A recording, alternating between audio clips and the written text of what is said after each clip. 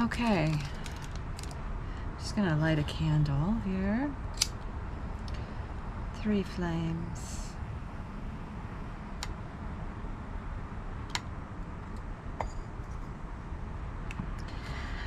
There's something I've carried for a long time, and I think it's finally time to talk about it. Even though I spilled 2 cups of tea this morning all over the floor, which I'm choosing to take as foreshadowing. Before I go further, if you have circumcised your child, I'm not here to tell you that you're a bad parent or that you did something evil. I just want you to really think about it deeply. If you ever have another baby boy, this isn't about guilt. It's about awareness. Before I get into it, I want to pull a card. 9 of Wands.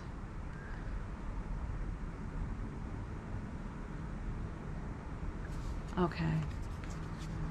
I could use some strength to share this. Comedy. It's always been my way of saying the hard things, which is funny because I'm actually a very introverted person. And getting on stage is kind of like fear factor for me. But somehow it's where I found the freedom to talk about what matters most. And in a comedy set I did recently, I joked about being trans before it was cool, sucking it back in. As the bit goes, it did get a laugh. But underneath the joke is something that I believe really happened to me. I have no way of proving it. It doesn't make sense in the whole biology box that an infant would, or a fetus would understand a conversation happening outside the womb as well as changing their sex. But this is what I recall. So that's one reason why I feel like I've been chosen to carry this torch. Not because I want to. Let me be clear, I'm not enjoying this. I just feel obligated to share it with you. And I think it's important that people know what's happening behind the scenes. I spent 13 years as a registered electro-neurodiagnostic technologist, performing both EEGs and nerve conduction studies. Experienced enough in nerve conduction studies that I went on to train physicians in it. I worked in the neurology lab at 3 different hospitals, 2 of which had nurseries. And periodically, I'd be called in to perform an EEG, which is an electroencephalogram. It's a measuring tool to look at brainwave activity to detect seizures.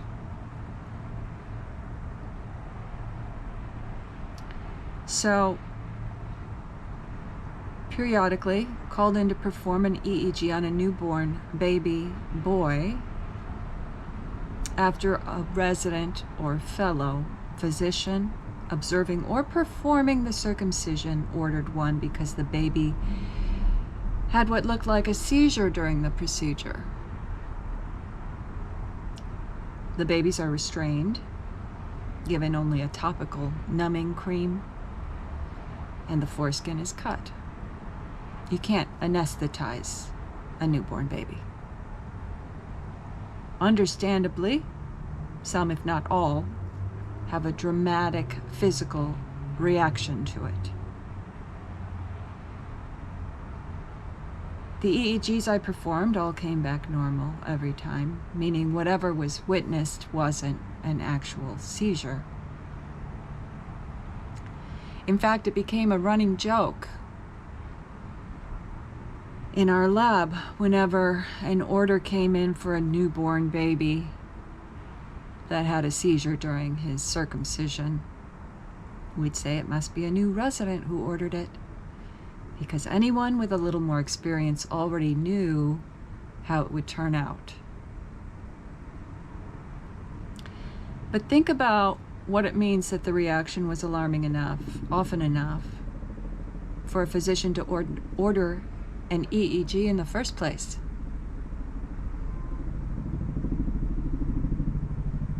I've got some helicopters going by today, lots of planes in the air. I remember one specific moment that shocked me.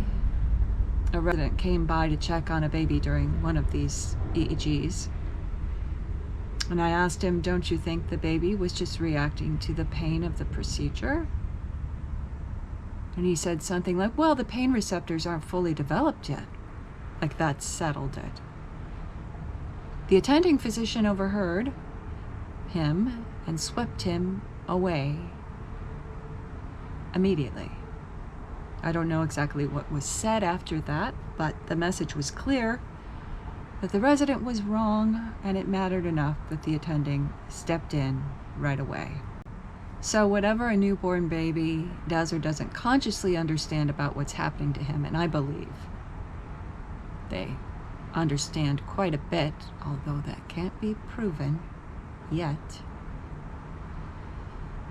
We do know that infants feel pain, and being strapped down during it adds a layer of distress on top of the procedure itself.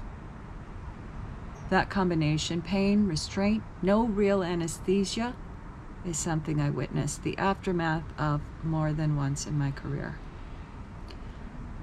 Many times.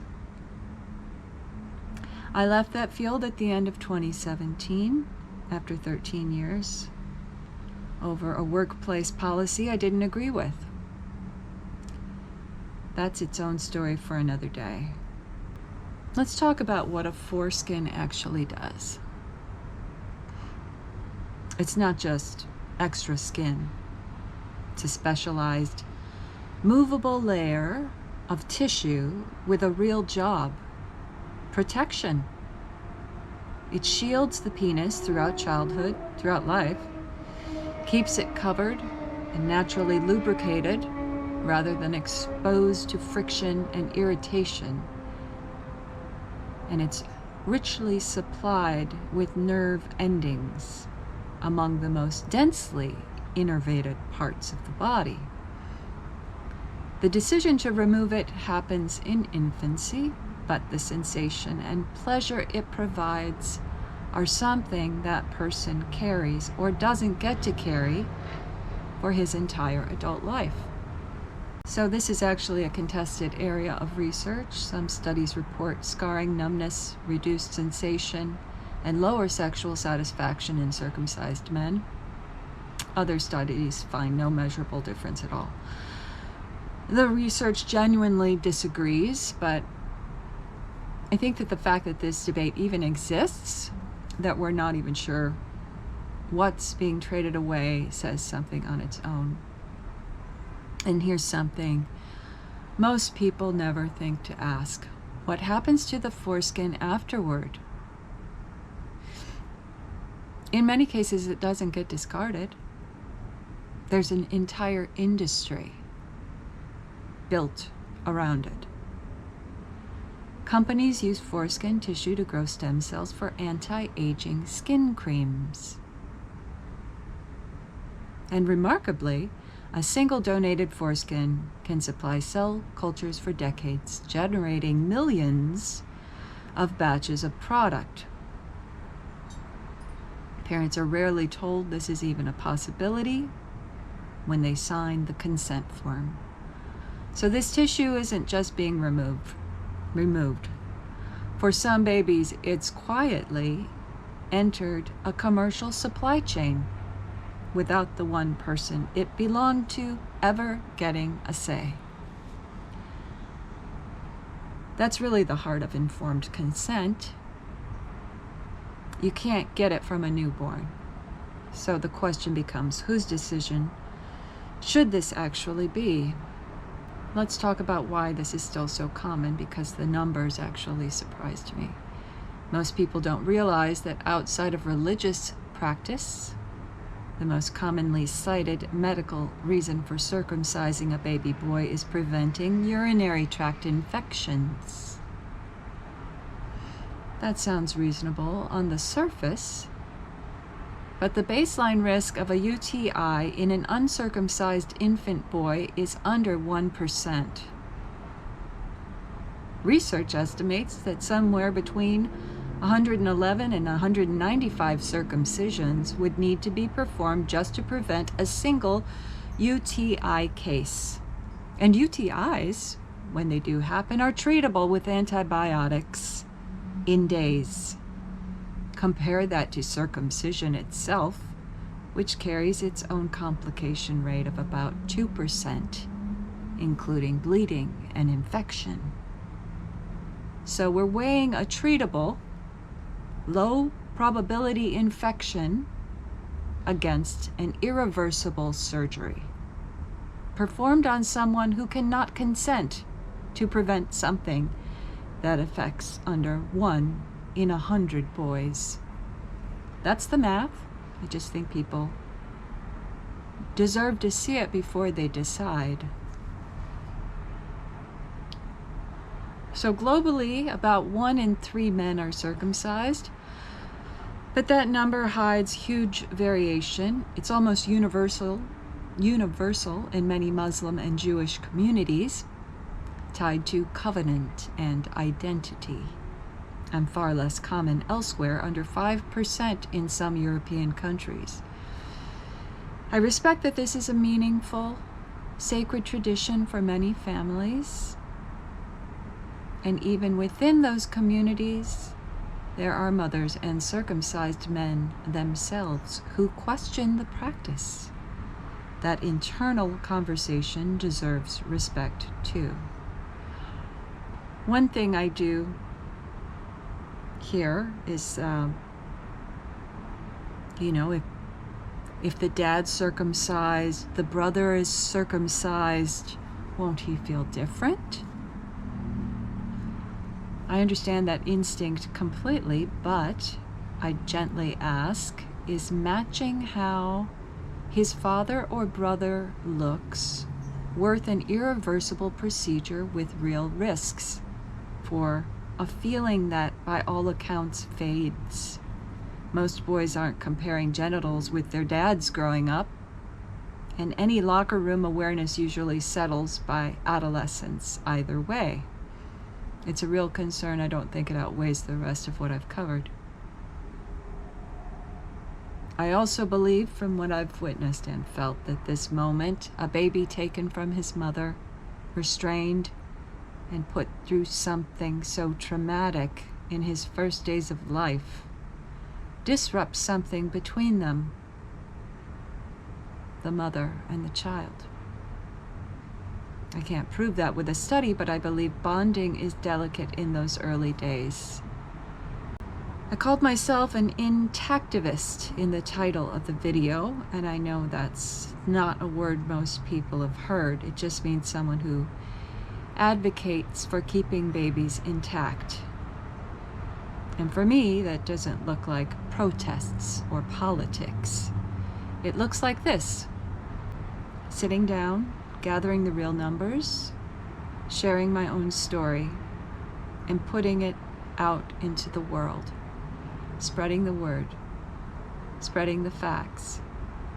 That's the whole point of it. This video is my Intactivism. So this isn't about guilt or about judging anyone's past choices. It's about awareness going forward. I just ask you to sit with these numbers and with what a foreskin actually does before deciding for a future child. That's all. That's all I ask.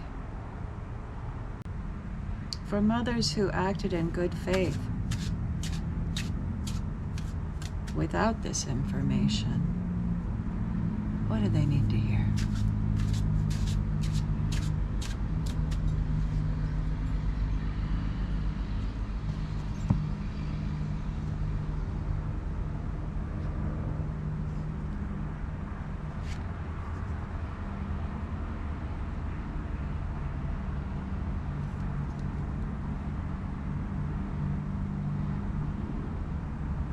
The Magician.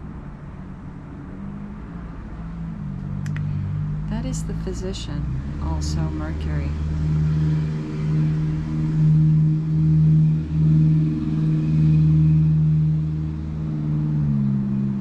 It's the will, manifestation.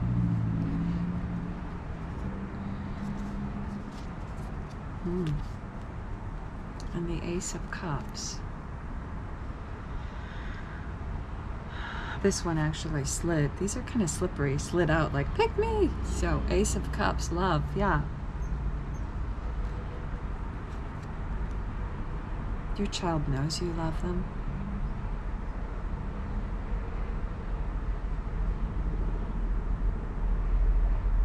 That's where the healing comes.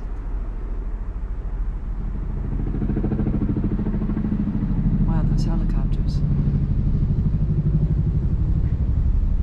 So, yeah, the Magician and the Ace of Cups. It's a beautiful message.